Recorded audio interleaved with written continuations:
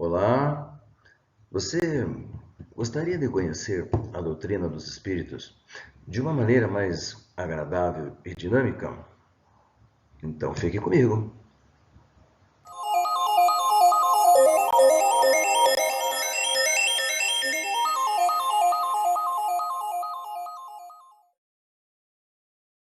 Alô, bom dia, boa tarde ou boa noite a você que está nos ouvindo. Eu me chamo Marlos Ronque, estou falando aqui de Ponta Grossa, no Paraná. Eu trabalho na Casa Espírita Paz, Amor e Caridade, esta casa bonitinha e simpática que aí está no vídeo. Trabalho aí há mais de 30 anos.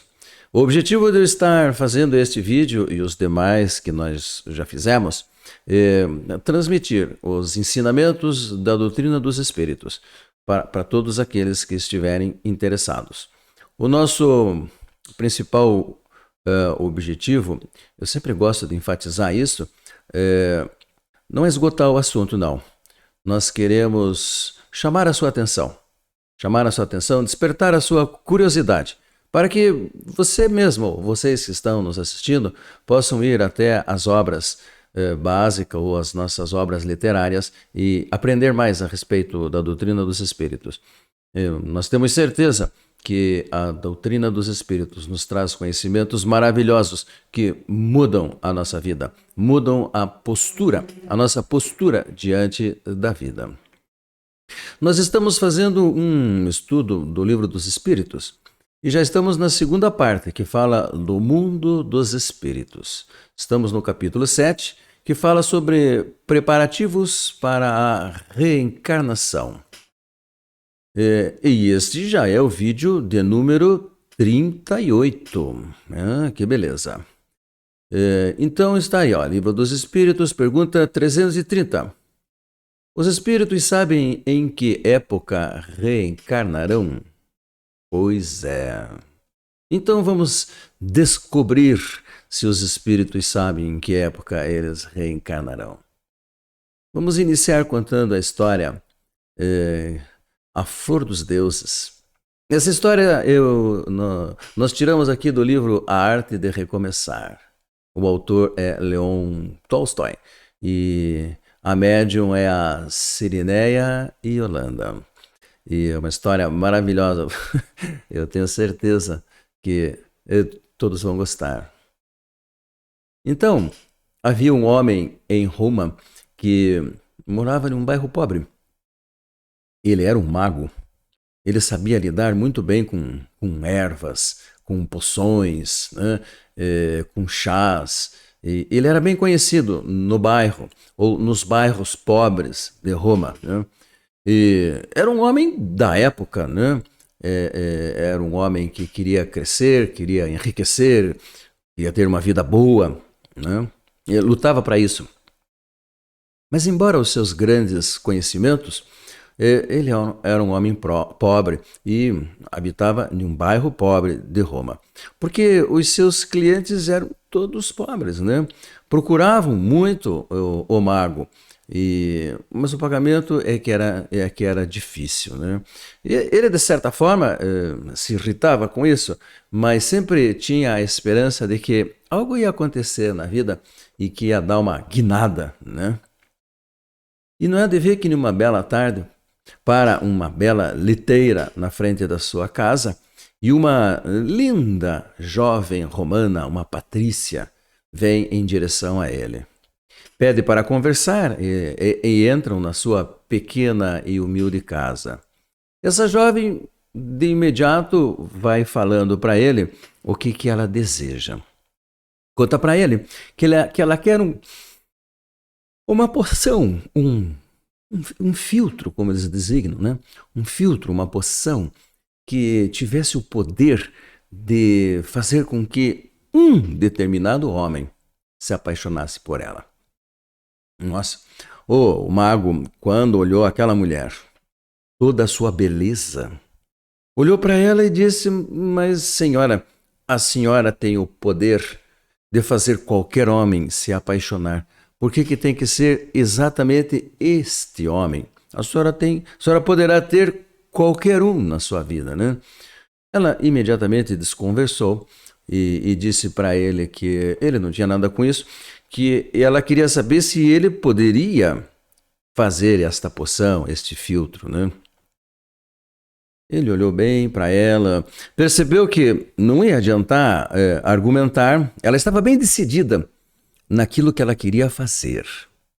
Então, levou-a para uma sala mais interna da sua pequena casa, colocou-a sentada numa cadeira, sentou-se à frente dela, fechou os olhos e ela começou a ficar toda preocupada porque não sabia o que poderia acontecer, né? Então o mago fechou os olhos e de repente seu corpo todo tremeu. A sua feição, a expressão facial mudou completamente e olhando para ela começou a falar.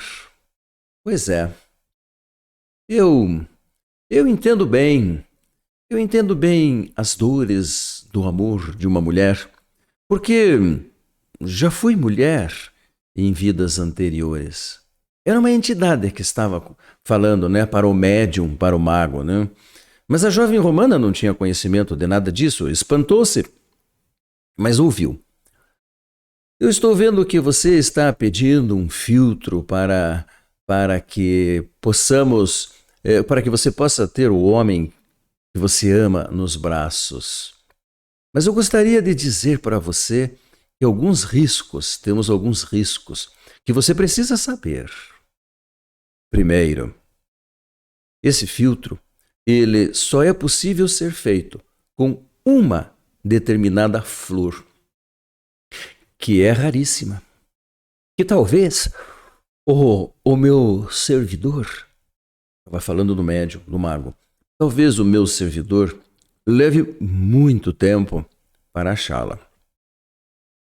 Segundo, a quantidade que iremos fazer é diretamente proporcional ao número de flores que nós vamos encontrar. Terceiro, despertada a paixão no homem que você deseja, você estará vivendo no céu e no inferno ao mesmo tempo. Porque sempre terá uma dúvida em seu coração. Será que ele me ama? Ou será que são os efeitos do remédio? Você vai viver isso sempre. E temos mais um problema que eu estou enxergando aqui. Ele é casado?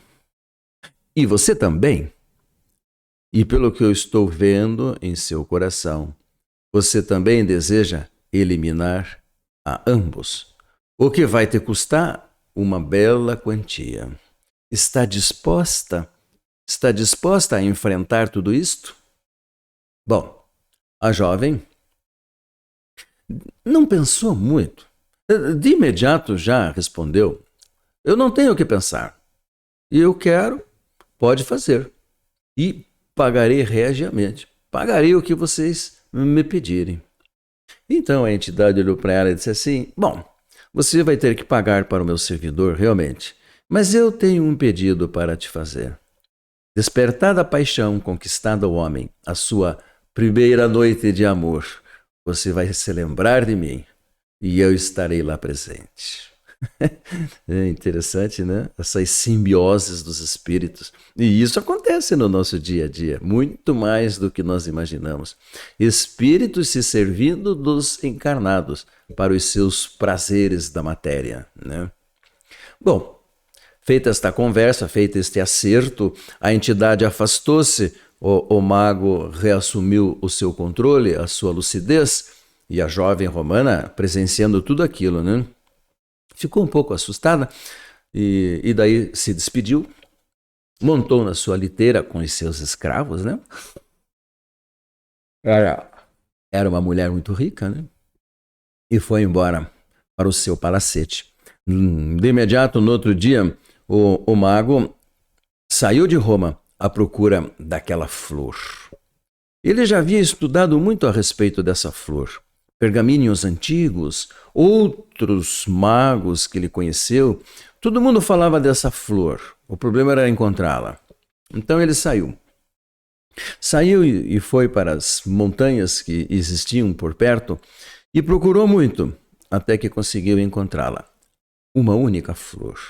Voltou com esta flor e fabricou o filtro ou a poção que havia pedido e mandou comunicar à jovem romana, que imediatamente veio até ele. Mas enquanto ele estava preparando aquilo, ele teve assim alguns insights, né? E vinham algumas coisas na sua consciência, um sentimento de culpa por estar fazendo aquele filtro, porque certamente iria mudar os destinos, né? Certamente pessoas iriam sofrer. Ele já vislumbrava que mais um pouco para frente ela viria até ele atrás de um veneno para eliminar maridos e esposa, né? E aquilo trouxe um certo constrangimento, mas, ao mesmo tempo, a oportunidade de enriquecer só com aquela poção foi mais forte, né? E então a cobiça, né? Ai, a cobiça. As ilusões do poder, as ilusões do dinheiro falaram mais forte. E ele acabou que fez e vendeu-a para a jovem romana, que pagou-o regiamente, mas regiamente mesmo. E o tempo então foi passando. A jovem romana então precisava de um jeito de se aproximar, né? De se aproximar do homem que ela havia se apaixonado. E daí ela começou a se lembrar, né? Ela começou a lembrar-se de tudo o que aconteceu na vida dela. Ficou olhando para aquela poção assim e ficou se lembrando.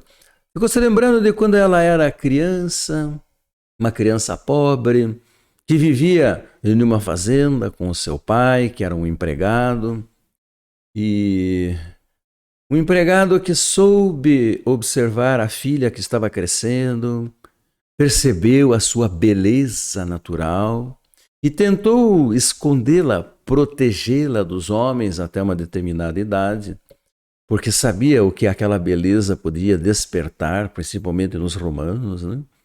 Mas um belo dia, um poderoso general romano lá chegou, né?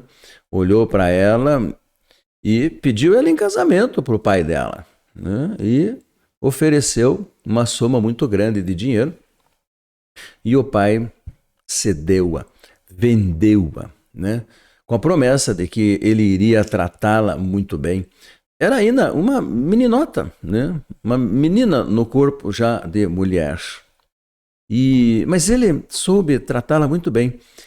Foi muito bom para ela, né? E ela foi fiel a ele. Foi fiel e o tempo foi passando e ele foi envelhecendo, né? Ela não o amava, mas o respeitava. Como ele ficou velho, né, ele já não tinha disposição e nem saúde para sair com ela. E Roma, nessa época, estava na sua exuberância. As festas eram muitas, todas as noites, os famosos bacanais de Roma. Então, ele a autorizou a ir às festas, acompanhada de um servo de toda a confiança do velho e rico senhor. E numa destas festas, olhando pelas pessoas para lá e para cá, eis que dois olhares se cruzam, né? E ela olhou para um casal, achou-os muito bonitos, né? Eles combinavam entre eles. E quando ela olhou para ele com mais interesse, assim, percebeu a grande beleza que ele tinha. E aquele homem chamou muito a atenção nela, né? E em outras festas foram se encontrando, e ela acabou que, mesmo sem conversarem, sem nada, ela acabou se apaixonando por ele, pelaquela imagem que ela criou daquele homem, né? Ela não conhecia o amor, né? Então ela criou toda uma fantasia dentro da sua cabeça e precisava achar um jeito de se aproximar dele. Mas em todas as festas, ele não saía do lado dela. E percebia, assim, que o casal se gostava, que se amavam, né? Então, ela resolveu fazer uma festa na sua casa, no seu palacete, festejar o aniversário do seu marido. Foi uma grande festa em Roma, né? E este casal foram, né? Foi convite e eles vieram à festa. Num determinado momento, ela pediu para conversar com ele, então ele se afastou um pouco da sua esposa e ela aproveitou para falar para ele tudo o que ela sentia, né? Que ela estava apaixonada por ele, que ela queria ele, né? E ele ficou boquiaberto nesse momento, porque ele não tinha feito nada para despertar uma paixão a este ponto, né? E olhou para ela e disse que ele ficava todo orgulhoso, vaidoso, por ela estar exteriorizando este tipo de sentimento por ele, mas que ele não sentia nada por ela, que não havia nada entre os dois. Ele foi bastante honesto, que ele amava a esposa e não estava interessado em aventuras, né? E afastou-se dela. E isto desencadeou uma raiva muito grande nela e que foi então a motivação dela ter ido atrás do mago, né? Para conseguir esse filtro, essa poção. Bom, aí ela começou a pensar, né? Como faria para a poção chegar até o jovem, né? E o mago deu todas as informações para ela de como manipular aquela droga, aquele filtro. Era uma gota em um copo d'água todas as noites. Mas como fazer isso, né? Então ela tratou de conhecer os servos da casa do rapaz e subornou uma das servas com muito dinheiro, né? E esta serva, então, toda noite, uma gota da poção no copo ou na jarra d'água do rapaz. E isso surtiu efeito, porque passado alguns dias, ei-lo batendo à porta da casa da jovem romana. E acabaram que se tornaram amantes, né? Mas que foi descoberto pelo esposo dela, que pediu que ela tomasse jeito, né? Já se viu, ela precisava honrá-lo, ela não podia fazer aquilo. O nome dele não podia ser jogado à lama daquele jeito. Então, ela procurou o mago de novo e daí pediu um veneno, como o mago já havia previsto desde o começo, né? Pediu um veneno para se livrar tanto do marido quanto da esposa, do amante agora. Então envenenou o marido e pagou regiamente novamente a serva para envenenar a esposa. E ambos morreram, né? Bom, como os dois já eram amantes e ele se sentia profundamente apaixonado por ela, deixaram que o tempo passasse um pouquinho e em seguida assumiram a relação e se casaram. E o tempo foi passando. E aconteceu o que a entidade espiritual havia previsto, né? O tempo foi passando, a poção foi se acabando. E o mago morreu nesse tempo. Não houve tempo para fazer mais. Ele também não encontrou a flor para fazer mais. Ele havia dito que o volume que ele tinha feito dava para aproximadamente 7 anos. E o tempo estava se esgotando, o líquido estava se acabando, o medo começou a tomar conta dela. Nesse tempo todo, ela viveu exatamente o céu e o inferno, porque sempre tinha dúvida no seu coração. Será que ele me ama? Ou será que tudo isso que ele fala e que ele faz é apenas sobre o efeito do filtro? Teve vontade muitas vezes de interromper, mas não tinha coragem, porque vinha o medo dele simplesmente recobrar a lucidez e partir, né? E o tempo foi passando e esse rapaz um dia envolvido em uma briga foi morto. Morreu em uma briga em Roma. E ela, alguns meses depois, de tristeza por tê-lo perdido, morreu também. Morreu de tristeza. 200 anos se passaram. E nesse período, os personagens deste drama, dessa tragédia, reencarnaram algumas vezes, se reencontraram algumas vezes. Mágoas, revoltas, raivas, Desejos de vingança os envolveram durante os reencontros. 200 anos depois, se reencontram exatamente na época em que Jesus estava conosco. Estavam lá os 6, a jovem e apaixonada romana, o marido envenenado, a serva que foi paga para envenenar e foi envenenada, o casal, né? E são 6. São 6. A serva, o casal são 3, o marido envenenado, a Patrícia e tá faltando um nessa história. E o mago, né? Se encontraram os 6 num cenário espetacular, que só mesmo com a mão de Deus a gente pode imaginar que algo como isto pudesse acontecer. É muito bonito. Então, numa fazenda lá em Israel, na Galileia, havia uma próspera fazenda aonde um jovem casal iniciava sua vida. Já haviam tentado várias vezes ter um filho, mas não conseguiam. A cada tentativa, um aborto. 7 tentativas, 7 perdas. E algumas delas seguidas de grave infecção. O que fez com que a mulher, mesmo jovem, ficasse de cama, não tivesse mais forças para sair da cama. E o jovem fazendeiro, que por um motivo inexplicável, tinha assim a sua fazenda próspera, cada vez mais ganhando dinheiro com as suas plantações. Iniciou plantando trigo, conseguiu desenvolver um trigo de altíssima qualidade que se adaptou bem ali na região, né? E ele conseguia bons negócios com o trigo e mais tarde com frutas de todos os tipos, exóticas, muitas delas, aonde ele ganhava muito dinheiro.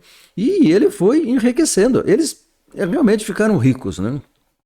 E o jovem Joshua começou então a frequentar a sociedade, né? O dinheiro traz essas benesses, né? E a esposa doente em casa começou a se tornar um incômodo. Queria ir nas festas, começou a conhecer o mundo romano, né? Mas tinha a esposa em casa. E muitas vezes nessas festas vinha a imagem da esposa, o que trazia um certo desconforto para ele. Mas ele de imediato achava uma desculpa para ele mesmo, né? Ela não pode, ela não tem condição, ela não tem saúde, eu sou jovem, eu preciso aproveitar. Coisas desse tipo, né? O problema é que em uma destas festas, olhando para as pessoas que estavam na festa, o olhar cruzou com uma linda romana, uma jovem romana.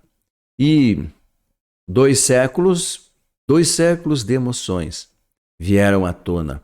Inexplicavelmente, aquele olhar, aquela mulher chamou muito a sua atenção. E ele não se conteve, esperou um pouquinho e foi até ela conversar. Se conheceram, se encontraram em outras festas. E Joshua ficou tão encantado por ela que resolveu que iria comprar uma casa na cidade. Assim não precisaria ficar tanto tempo lá na fazenda onde ele morava. E ele não comprou uma casinha, ele comprou um palacete. Começou a ter a noção real do poder do dinheiro que ele tinha. Comprou um palacete e começou a passar mais tempo na cidade do que na fazenda. E lá na fazenda, a sua esposa, pressentindo tudo o que estava acontecendo, mas não podia fazer nada, doente e de cama, enfraquecida, né? O tempo foi passando e o jovem Joshua, cada vez mais rico, porque nessas festas conhecia pessoas, homens de negócios, fechava negócios e acabava lucrando mais ainda, né? Apaixonou-se por ela e acabou que pediu ela em casamento. E agora? Ela contou para a família e contou para o pai que gostava muito dele. E embora fossem romanos e ele judeu, ele era tido como uma boa pessoa. Ninguém conhecia a vida dele. Ninguém sabia que ele era casado. Ele nunca havia contado que era casado. Então ele assumiu o noivado. Mas e daí? O que fazer com a esposa? E um pensamento muito ruim veio na sua cabeça. Bom, vou eliminá-la. Assim eu posso ter a minha vida normalizada. Então, numa das vindas à fazenda, porque ele precisava vir, ele era o dono, né? Embora ele tivesse o capataz, o administrador, que tocavam muito bem, ele sempre vinha para fazer os acertos, né? E numa dessas vindas, então, ele resolveu que ele iria tratá-la bem e não com uma certa indiferença, como ele vinha fazendo, já que na cabeça dele era só a jovem romana que aparecia, né? E ele passou 2 meses na fazenda, né? Tratando-a bem, com dedicação, com carinho, né? Administrando a fazenda, colocou tudo em ordem. E aconteceu que depois de 2 meses ela engravidou de novo. Mas não quis contar para ele que ela estava grávida porque tinha medo de perder de novo. Então preferiu aguardar um pouco mais para ver se esta gestação iria até o fim para contar para ele. E ele, inexplicavelmente, depois de 2 meses, com a desculpa de que tinha negócios a tratar, volta para a cidade para procurar um determinado feiticeiro que ele conhecia para comprar um veneno que pudesse eliminá-la sem dores e que não deixasse nenhum vestígio de que era um veneno. Então, voltou e no caminho de volta para a cidade, ele encontrou Jesus com o seu grupo de apóstolos. Quando cruzou por eles, parou, olhou bem para Jesus, mas não falaram nada. Mas ele perguntou o que eles estavam fazendo, né? E eles contaram que eles estavam de passagem, que estavam indo para uma outra cidade, que iriam na direção contrária a ele, né? E ele gentilmente convidou-os a chegar na sua fazenda, aonde eles teriam água, alimentos, pousada, podiam passar a noite e depois tocar a vida, né? O que aquele grupo, Jesus e o seu grupo, aceitou, né? E Joshua foi para a cidade. Jesus veio então até a fazenda, chegaram, conversaram com o capataz que estava lá, contaram do encontro que tiveram com Joshua e ele então foi conversar com a dona da fazenda que estava lá, né? E ela disse, bom, se o marido havia permitido, eles tinham a permissão de ficarem ali, né? E foram então estabelecidos em alguns lugares lá. E Jesus, que costumava aprontar algumas para os apóstolos, né? Ele os deixava e ia fazer alguma coisa. Era uma coisa comum que ele costumava fazer, o que os deixava muito intrigado, porque normalmente ele ia auxiliar alguém, né? São coisas de Jesus, só ele sabia. Só ele conhecia a história, os outros não, né? Então, ele afastou-se um pouco ali dos apóstolos e veio até a casa da fazenda, né? Bateu a porta, a serva veio recebê-lo e ele disse que gostaria de conversar com a senhora, que sabia que ela estava grávida. Quando a serva contou isso para a senhora, ela ficou intrigada, assim, como é que esse homem sabe que eu estou grávida, né? Só eu sei e você... Mas deixe-o entrar, então.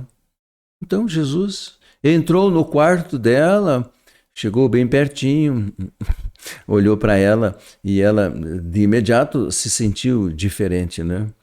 Os espíritos contam que o reencontro ou encontros com Jesus eram algo assim fortíssimo, né? Por causa da aura, a irradiação de bondade que Jesus irradiava, né? Era aquilo, mexia profundamente com todos. Jesus aproximou-se dela e disse saber do filho, né? E que tinha condições de curá-la. Então, colocou a mão na barriga dela e começou a dizer algumas palavras que ela ali, na hora, não conseguiu entender, né? Mas ela sentiu assim um calor muito grande envolvendo-a, né? E ela estava já com algumas contrações. As contrações que ela estava sentindo foram cessando, ela se sentiu bem, né? Então Jesus olhou para ela e disse que ela deveria ficar calma, que essa gestação iria até o fim.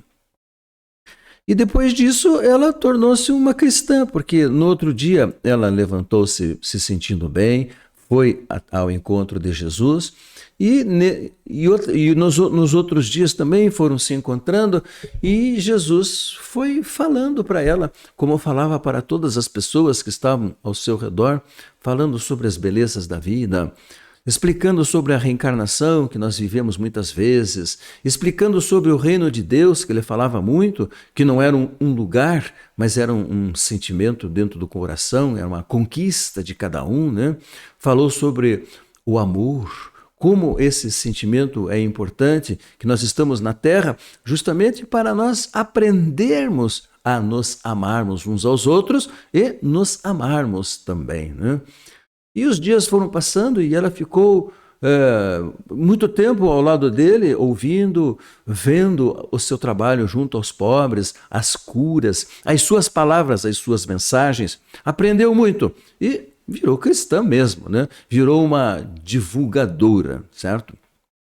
Jesus foi embora depois de algum tempo com os seus apóstolos e ela ficou na fazenda à espera de Yoshua, que estava na cidade, noivando, né? Já se preparando, fazendo planos para o futuro, né? Com a sua futura esposa, que era uma pessoa muito boa, uma moça romana finamente educada, né?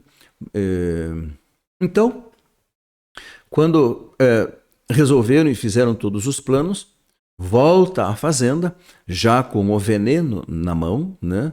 E infelizmente com essa intenção toda de eliminar a esposa, e tem uma grande surpresa quando chega, porque a encontra em perfeita saúde, em pé, corada, alegre, veio ao encontro, o abraçou, e ele ficou consternado, não sabia direito o que fazer, olhando a esposa daquele jeito, e com uma bela de uma barriga. E no outro dia que chegou à fazenda, o seu filho nasceu. E agora? Que fazer, pensava ele? Que fazer com esta criança que vem destruir os meus sonhos? Mas Yoshua não era uma pessoa ruim. Ele não estava sabendo administrar este problema. A solução que ele encontrou para resolver esse problema era eliminar a esposa, mas agora tinha um filho. E isso falou muito alto para ele, né? Falou muito forte. Ele pensou bem, olhou para a criança. Não vai dar. Que farei eu, né? Que eu vou fazer? Então, passado alguns dias, ele inventa que tinha negócios para tratar e volta para a cidade. Vai encontrar a sua noiva, futura esposa. Senta e, de olhos nos olhos, com muita coragem, conta toda a sua história. A noiva romana fica paralisada, sem saber o que fazer. Mas percebe também a coragem, a honestidade e a sinceridade do homem que veio trazer até ela toda essa história e perguntar: o que faremos? Ele veio em busca de tomarem uma solução juntos, qualquer uma, até a separação. Ele aceitaria. Ela pediu um tempo, ele retirou-se e naquela noite, com todas aquelas emoções borbulhando no seu coração, sentiu um sono muito pesado, deitou-se, dormiu e teve um sonho. Sonhou que estava em Roma alguns séculos atrás, pôde perceber as roupas da época, pôde ver um casal, um lindo casal romano, percebeu que era ela e o seu marido, que agora era o seu noivo. Pôde ver uma mulher gananciosa, uma mulher apaixonada, que queria o marido dela. Pôde ver que foi envenenada, que morreu envenenada, que o marido foi roubado. Tudo isso apareceu no sonho. E ela, terminado o sonho, acordou durante a madrugada, não conseguiu mais dormir, pulou da cama completamente assustada, perturbada com tudo o que tinha visto, porque foi muito real, e encarou aquilo como algo real, algo que os deuses vieram contar para ela. Sem saber o que fazer, dirigiu-se até um local da casa que era para fazer as orações, as divindades romanas. Ajoelhou-se e pediu ajuda, pediu proteção, pediu conselhos e se sentiu envolta por uma energia muito gostosa que a acalmou. Se sentiu serena e quando amanheceu o dia já tinha a resposta. Mandou chamar o judeu, Yoshua, e falou para ele que ela não poderia construir castelos de sonhos em cima de desgraças, né? E que o melhor a fazer era que cada um seguisse a sua vida e esperar que a vida talvez fizesse com que os seus caminhos se cruzassem algum dia, sem saberem quando. E Yoshua aceitou. E aquele homem que estava alegre com a vida, se preparando para casar, para viver bem com a mulher que ele realmente amava, volta para a sua fazenda na Galiléia. Volta agora triste, conformado, mas muito triste. E o tempo foi passando. 10 anos se passaram. Nesses 10 anos, Yoshua teve o convívio através do convívio direto com a esposa, que ele amava antes de aparecer a jovem romana, reconheceu nela as suas grandes qualidades, as suas grandes virtudes. A moça tornou-se uma cristã e tratava todos com muita bondade.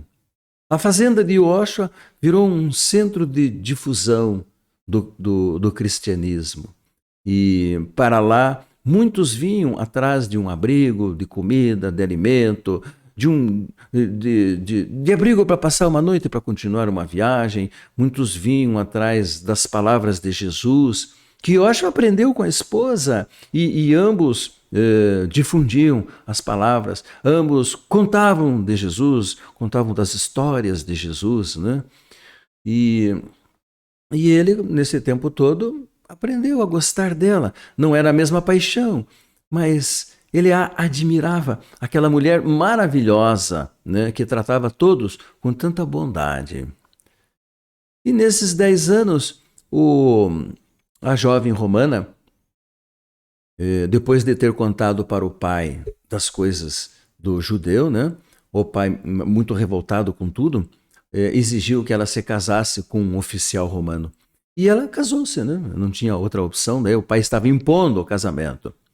E eles se casaram e tiveram dois filhos neste casamento. E passados esses 10 anos, em uma das guerras de Roma, esse oficial foi morto e ela enviuvou.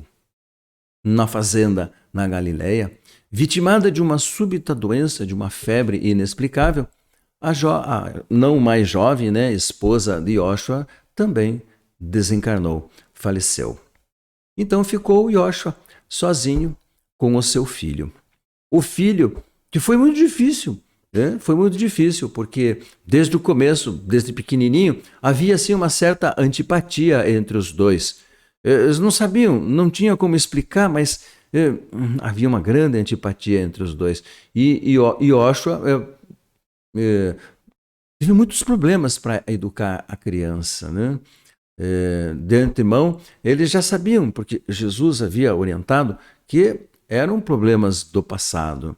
E aquele menino, ninguém mais era do que o mago lá de Roma, aquele que fez a poção e os venenos, que desde pequeno mostrou a sua personalidade, interesseiro, manipulador, né? Muito apegado às coisas da matéria. Mas como ele teve mães e pais com já a filosofia cristã, foi muito bem educado, mas foi difícil para Yoshua. Então, com a morte da sua esposa, passado o luto, né, já mais recomposto, já tinha reorganizado a sua vida na fazenda e tudo, aí veio a lembrança da jovem romana, o grande amor da sua vida, né? E no seu coração vinham as imagens dos dias em que eles estiveram juntos. E veio aquela vontade de saber dela. Vai, que ela está sozinha, né? Vai que ela não esqueceu. Vai que ela ainda está apaixonada. Então, uma bela manhã, montou no seu cavalo e, junto com um servo que já vivia com ele há décadas, desde aquele encontro com Jesus, né? Vieram os dois para a fazenda, da fazenda para a cidade, com o objetivo de encontrar aquela jovem romana. Muitas coisas haviam mudado na cidade, 10 anos, né? Mas ele ainda se lembrava da casa onde ela morava e tudo, e conseguiu encontrar na cidade. Havia um grande jardim na frente da casa. Ele aproximou-se do gradil, que havia uma grade de proteção, e percebeu que ali haviam duas crianças brincando. E imediatamente, olhando para as crianças, percebeu que deveriam ser os filhos dela, né? E imediatamente veio à sua cabeça que ela era uma mulher casada e que ele não poderia se aproximar dela, né? Que iria criar problemas. Aí, muito triste, montou no seu cavalo. E na hora que ia partir, escutou a serva que estava cuidando das crianças ali no jardim, gritando para ele: Senhor, Senhor, espera, eu o conheço, e o senhor me conhece também. Eu sou a ama da senhoria que o senhor conheceu há muitos anos atrás. E ele olhou bem para ela e a reconheceu depois de 10 anos, né? Não sabia o que falar, estava constrangido, estava sem jeito. Olhou bem para ela e perguntou se aquelas crianças eram os filhos dela. E ela disse que sim, que eram crianças boas, mas estavam sofrendo muito porque o pai havia morrido. Ela deu a dica para ele, né? Nesse mesmo instante, a romana, atraída pela conversa, né, veio andando pelo jardim e os olhares se cruzaram novamente. E ela se aproximou dele, e os dois se aproximaram, né?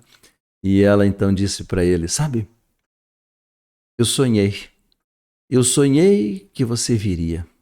Eu sonhei com ela, a sua esposa, e no sonho ela me disse que estava me devolvendo o meu amor.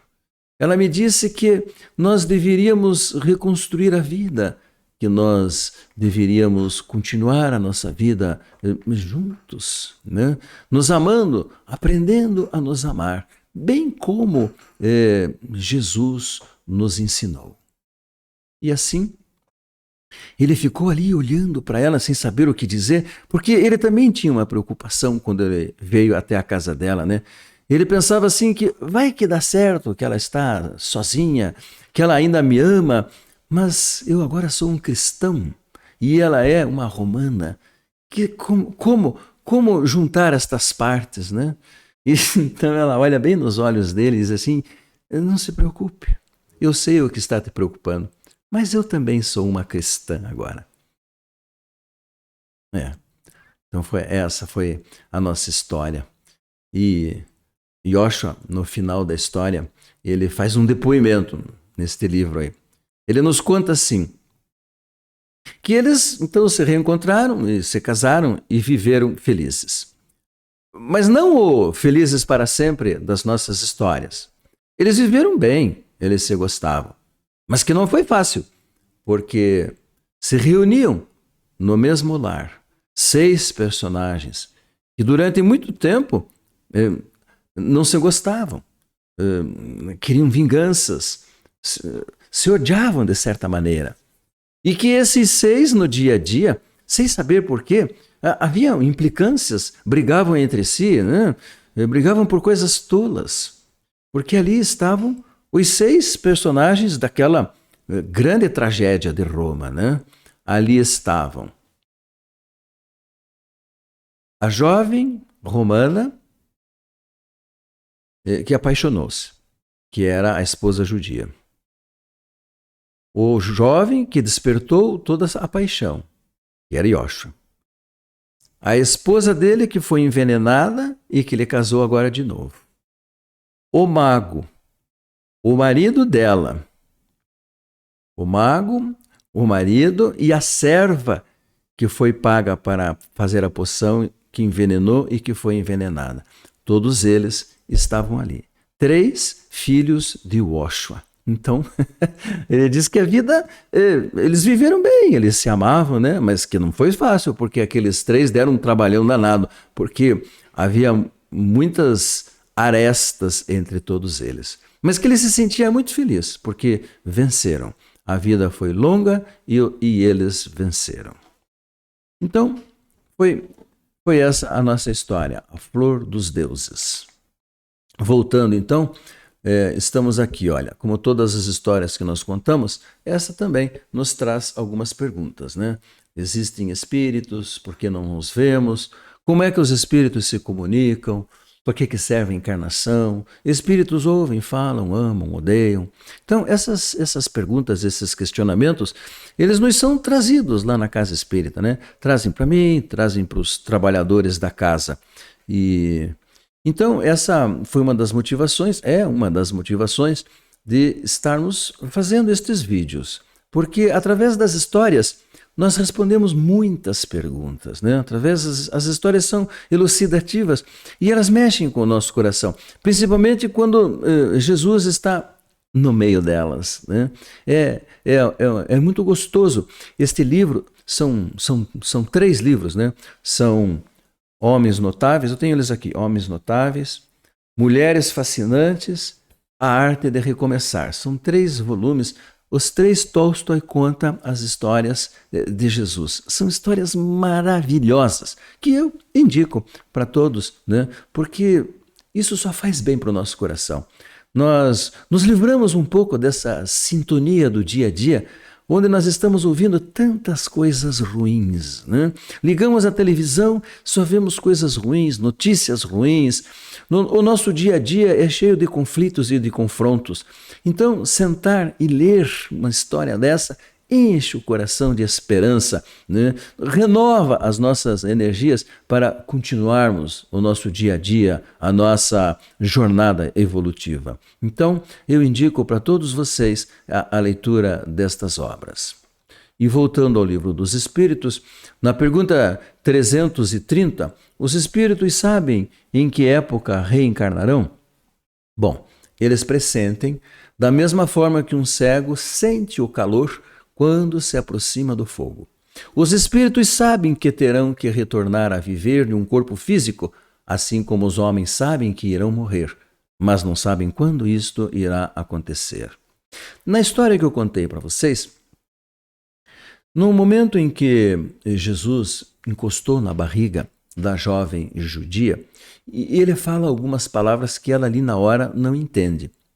Tempos depois, conversando com Jesus, ela pergunta para ele, eles já estavam mais, não íntimos, mais amigos, né? Mais à vontade, ela mais à vontade, porque Jesus estava sempre à vontade conosco. Jesus foi um homem exuberante, alegre, feliz, não tinha cara fechada, não tinha tempo feio. Ele tinha seus momentos de tristeza, né? Porque foi difícil a tarefa dele entre nós, né? Mas ele foi um homem muito alegre. Então, ela é que não se sentia à vontade de vir conversar com ele. Mas assim que ela se sentiu à vontade, ela veio conversar com ele e perguntou o que eram aquelas palavras que ele falou quando encostou na barriga dela e que ela sentiu aquela onda de calor, aquela energia toda. E ele conta para ela, naquele instante, eu estava conversando com o espírito que iria reencarnar, que era o espírito do mago, lá da história de Roma. Ele não queria reencarnar, porque ele sabia das dificuldades que ele teria ou que poderia ter durante a sua encarnação por causa dos débitos passados. Então ele se recusava a reencarnar, ele queria continuar na espiritualidade. Então eu conversei com ele e em rápidas palavras eu disse que naquele lar ele seria feliz, que ele teria uma vida mais tranquila, bem melhor do que ele imaginava. E em tranquilizando-o, ele não desistiu da reencarnação, como havia feito as outras 7 vezes. Então podemos dizer que a reencarnação é uma necessidade da vida espiritual, assim como a morte é uma necessidade da vida corporal. Sim, exatamente isto. Nós necessitamos reencarnar porque aqui na matéria é o nosso laboratório de provas. Porque nós esquecemos das promessas que fizemos, nós nos esquecemos dos compromissos. Nós reencarnamos, mas fica lá no nosso inconsciente. É uma voz, é uma intuição que nós temos durante toda a nossa vida. É a voz da nossa consciência, que nada mais é que a voz do nosso Pai, do nosso Criador, que grita dentro de nós, que nos orienta e que muitas vezes nós simplesmente não damos bola, não damos consciência, fazemos as coisas por impulso, muitas vezes por causa das emoções que estão fervendo dentro dos nossos corações. Então nós necessitamos reencarnar na matéria para crescer mais rapidamente. Mas aqui na matéria é apenas um estágio. Não é a nossa vida permanente. A nossa vida permanente é do outro lado, é na espiritualidade. Nós somos seres espirituais e não seres materiais. Aqui na matéria nós estagiamos por curtos períodos, cada existência nossa, e voltamos para a espiritualidade. Muitas vezes nós somos vitoriosos naqueles planos que fizemos, outras vezes não, falhamos fragorosamente, né? O espírito que se encontra numa posição confortável na espiritualidade e que não ambiciona mais progredir, poderia prolongar este estado indefinidamente? Indefinidamente não. Cedo ou tarde, o espírito sente a necessidade de progredir. Todos devem se elevar, uma vez que esse é o objetivo e o destino de todos os espíritos. Vocês vejam bem, Kardec pergunta se o espírito que está em uma situação confortável. Pois olha, não é só confortável, tem espíritos que estão sofrendo lá do outro lado, mas eles têm tantos débitos, tantos problemas das vidas passadas, que eles não querem reencarnar, porque eles sabem que vai ter muito problema. Eles plantaram, eles vão ter que colher um dia, e vão colher no estágio aqui na matéria. São muitas doenças do espírito que se exteriorizarão na matéria. Ou seja, eles terão uma vida difícil, doentes, e eles não querem vir, eles querem ficar lá. Então não é só a posição confortável. Que não ambiciona mais progredir. Por algum período, talvez o espírito não ambicione, mas assim que tem um pouquinho mais de lucidez, todos nós queremos ser felizes. Todos queremos ser felizes, todos nós. Estamos sempre indo atrás da felicidade. Então todos nós ambicionamos nos melhorar.